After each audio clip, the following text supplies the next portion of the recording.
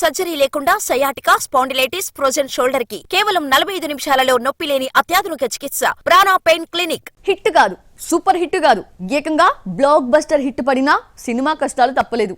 అద్దరిపోయే offers వచ్చినా అవన్నీ ఈ బ్లాక్ బస్టర్ డైరెక్టర్ కి హ్యాండ్ ఇచ్చేస్తున్నాయి. ఇలాంటి సిచ్యువేషన్ ఫేస్ చేస్తున్న ఆ క్రేజీ డైరెక్టర్ ఎవరు? ఎలాంటి ఆఫర్స్ మిస్ అయిపోయాయి? ప్రెజెంట్ ఆయన సిచ్యువేషన్ ఎలా ఉంది? What's the story? హనుమాన్ వచ్చి ఏడాది అవుతోంది. సంక్రాంతికి వచ్చిన ఈ mythological social movie Mahesh Guntur కారంను కంగు తినిపించి సంక్రాంతి మొనగాడుగా నిలిచింది. సినిమాను 30 కోట్లకు అమ్మితే 150 కోట్ల షేర్ కలెక్ట్ చేసింది. 127 కోట్ల లాభం మాటలు కాదు. ఇంతటి ఘన విజయం సాధించిన హీరో తేజు మిరాయి వంటి హిస్టారికల్ మూవీ చేస్తున్నాడు.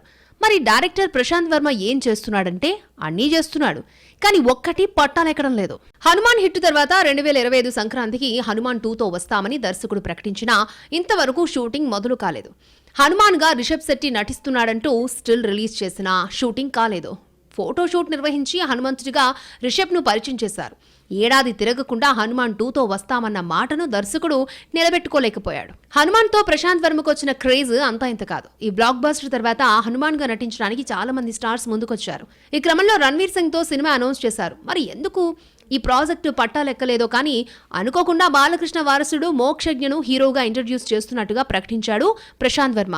ఈ నెల 5న మొదలు కావాల్సిన మోక్షు సినిమా షూటింగ్ వాయిదా పడింది. మోక్షు వైరల్ ఫీవర్ తో బాధపడుతున్నాడని, అందుకే షూటింగ్ మొదలు కాలేదని బాలకృష్ణ వివరణ ఇచ్చినా సోషల్ మీడియాలో మాత్రం ఈ ప్రాజెక్టు క్యాన్సిల్ అయిందన్న వార్త చక్కర్లు కొడుతోంది. ఈ క్రేజీ ప్రాజెక్ట్ అటకెక్కిందన్న న్యూస్ వచ్చిందో లేదో ప్రశాంత్ వర్మ ప్రభాస్ ను డైరెక్ట్ చేస్తున్నాడు అన్న కొత్త వార్త బయటకొచ్చింది.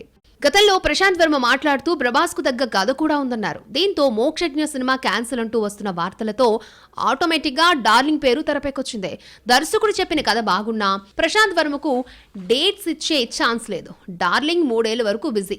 హను రాఘవపొడి, సందీప్ వంగా స్పిరిట్ పూర్తయ్యే నాటికి 2025 వెళ్లిపోతుంది. ఆ తర్వాత లైన్లో కల్కి 2, సలార్ 2 ఉన్నాయి. ఇవన్నీ పూర్తయ్యేది ఎప్పుడో డార్లింగ్కే క్లారిటీ లేదు. ప్రభాస్ కు కథ నచ్చింది కదా, డేట్స్ ఇస్తాడు కదా అని కూర్చుంటే ప్రశాంత్ వర్మ ఇంకొక 4 ఏళ్ల టైంని వేస్ట్ చేసుకోవాల్సిందే.